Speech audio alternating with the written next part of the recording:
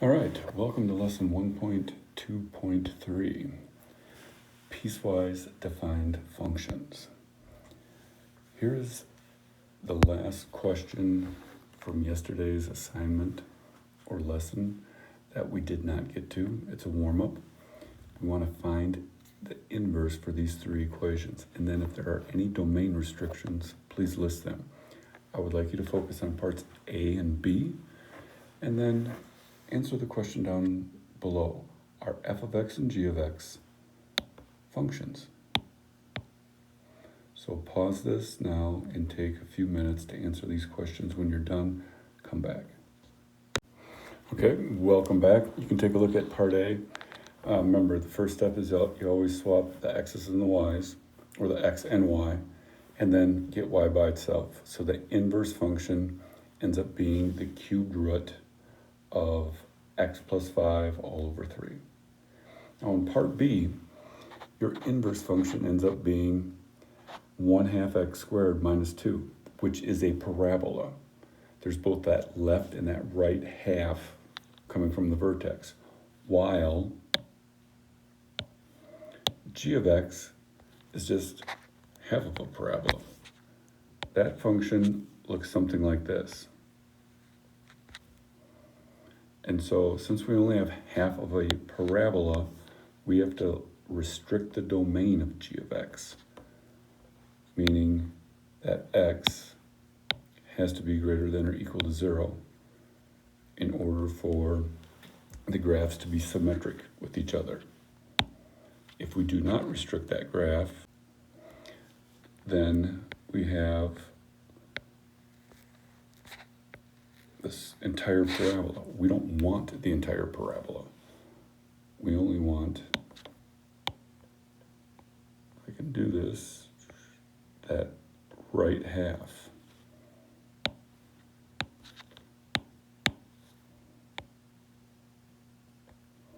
And so the domain has to be greater than or equal to 0.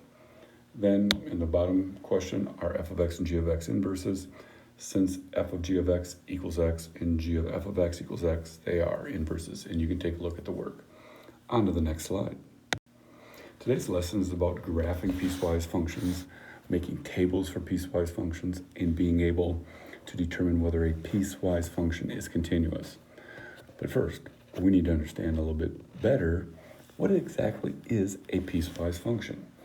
So let's make a graph where Lisa makes $8 an hour babysitting until midnight and $10 an hour after midnight.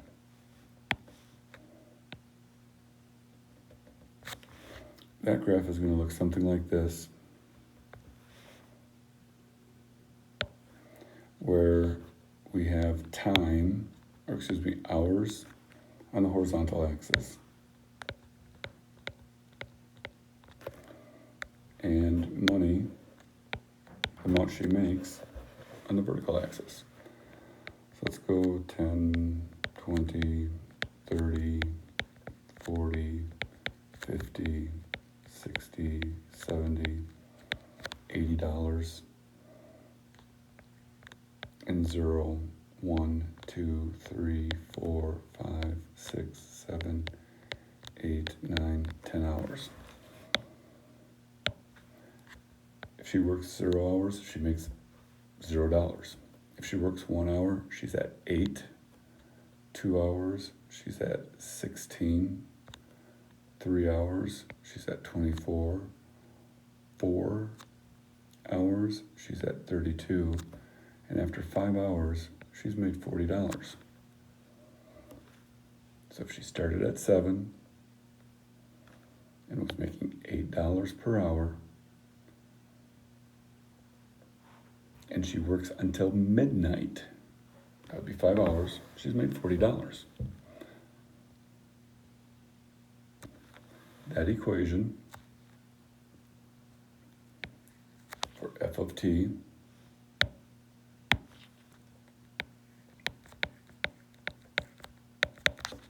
I'm going to make this into a piecewise right away, because I know after midnight she's going to start making 10. So the first part is $8 times t, where t is less than or equal to 5 it greater than 0. Because we're only using that equation for t being 0, 1, 2, 3, or 5 hours. Now let's put this into a table.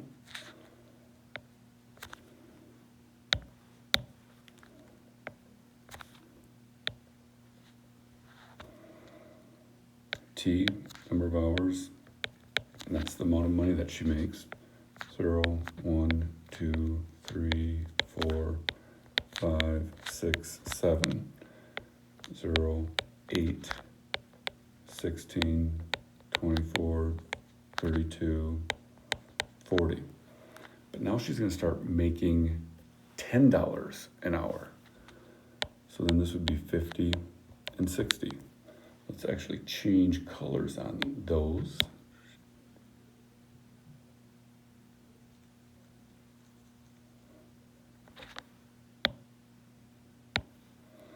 So for 6 hours, 7 hours, she's now at 50 and 60. So there's 50 and there's 60. This would actually be a graph with an open circle there and a line that's just a little more steep than what we had before. So this equation looks like it's $10 times t, where t happens to be greater than 5. But if I plug 6 in there, plug 6 in for t, I get 60, not 50. Well, that's because when you say t is 6, you're saying she's made $10 for 6 hours. She only made $10 for 1 hour. For these first 5 hours, she was only making $8. This is saying that she's making $10. So that's $2 more per hour than what she really is making. So we're going to take that 5 hours times $2, and we're going to subtract that 10. She really didn't make that money. So now that's the equation for the blue part of the graph. And this is what we call a piecewise-defined function. For part of the graph, it has one type of equation. This is a linear equation. Ooh, a little purple. A linear equation with a slope of 8. And that's when t is between 0 and 5. Then, when t is greater than 5, we have an equation where the slope is 10 with no y-intercept of a negative 10. And lastly, this graph is what we consider continuous.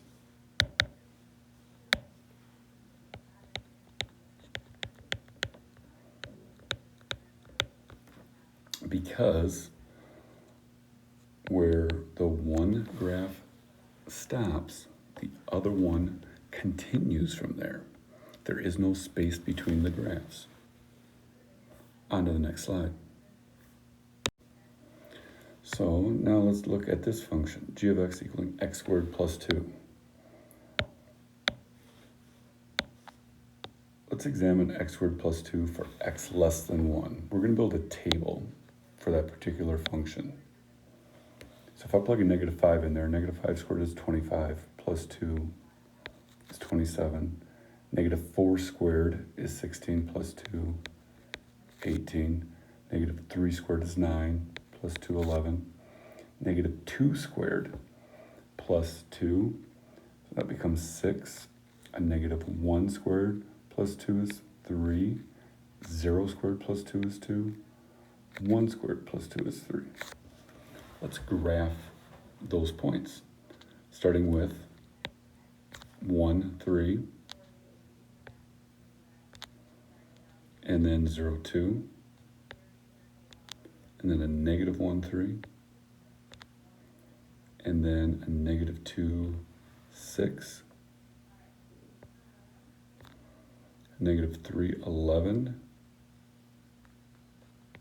and I think the others are going to take us off of our grid, but there's our first half of this piecewise function. Now for x being greater than 1, let's plug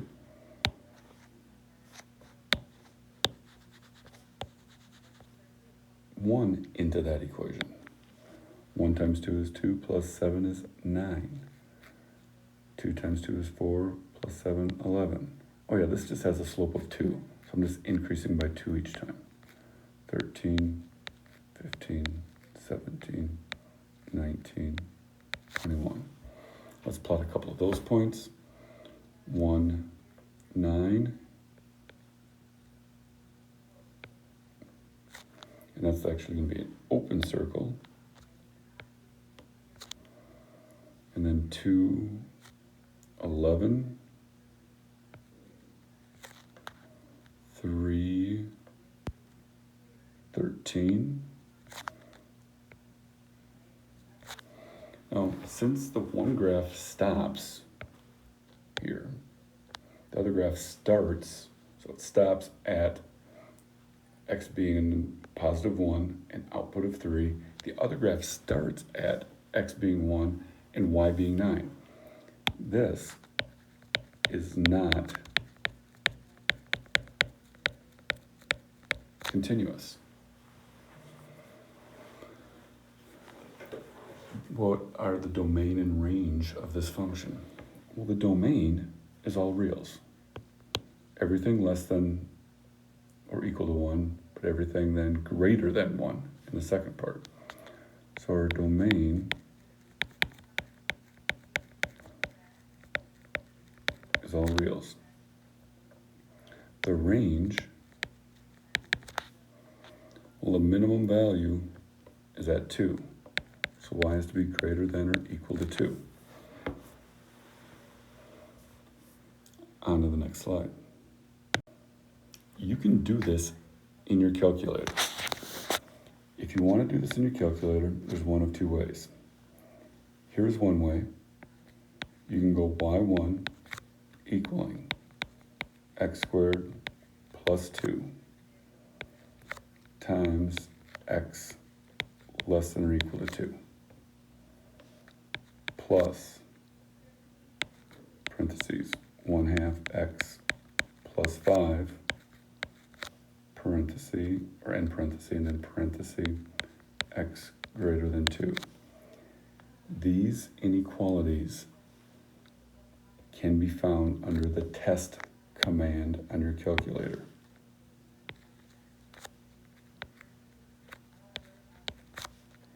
Or the test function on your calculator.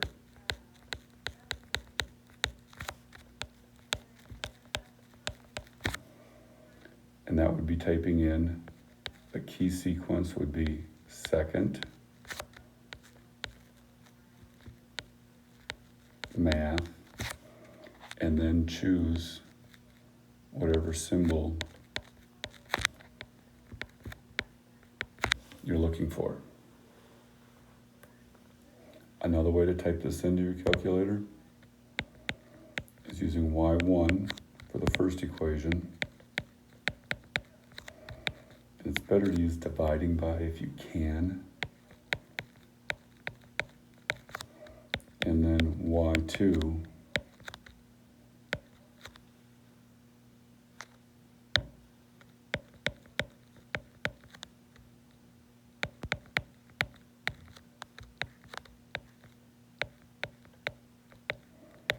we're not going to get into what all of this means, because if we did, this would be another 5 to 10 minutes of discussion.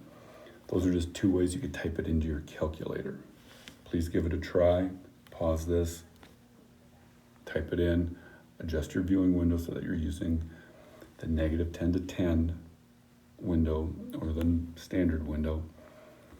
And then when you're done, come back to the video. All right, quick description or demonstration of continuous and not continuous.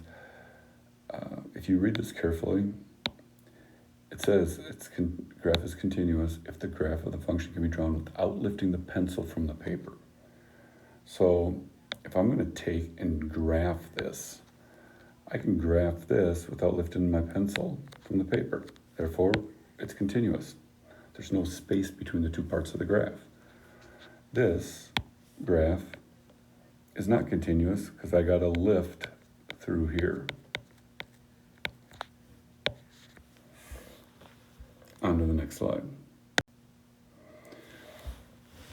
How do you verify if something is continuous or not continuous? Well, you have to test that point that's in the transition from one graph to another. So let's take A.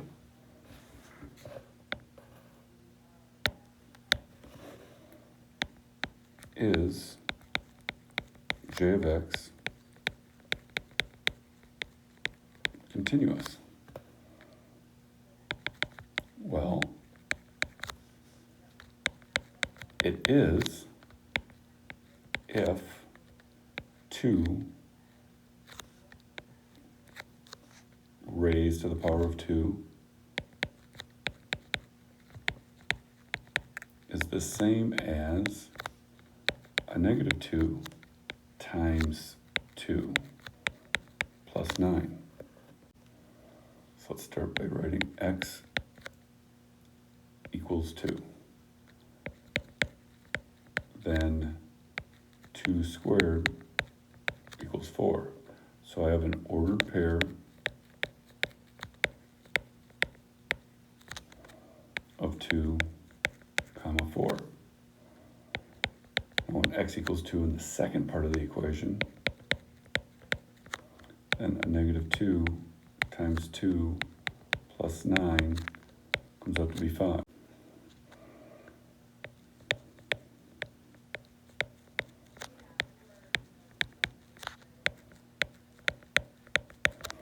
Looks like there's a little typo.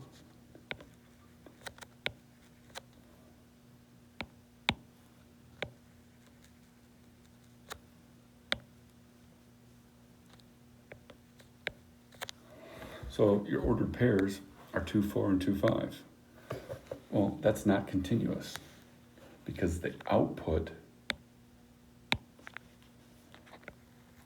for x being 2 is not the same.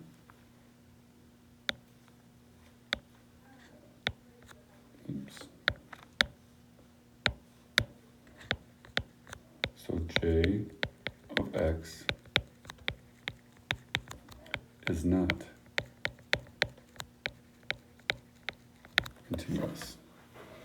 What I'd like you to do is evaluate part B, h of x. Is h of x continuous? Please pause this, do that, and then come back and check your work. All right, welcome back. So if you evaluate your function when x equals a negative 1, plug that into the first equation, you get a negative 1 out. So here is your ordered pair, negative 1 for x, output's negative 1. In the second function, when you evaluate x being a negative 1, you get a negative 1 for an output. So in the second function, when x goes in as a negative 1 again comes out. Therefore, h of x is continuous. All right, that's all that we have for piecewise defined functions and determining whether they are continuous. Have yourself a great afternoon, and please take time to do your homework this evening. Thank you.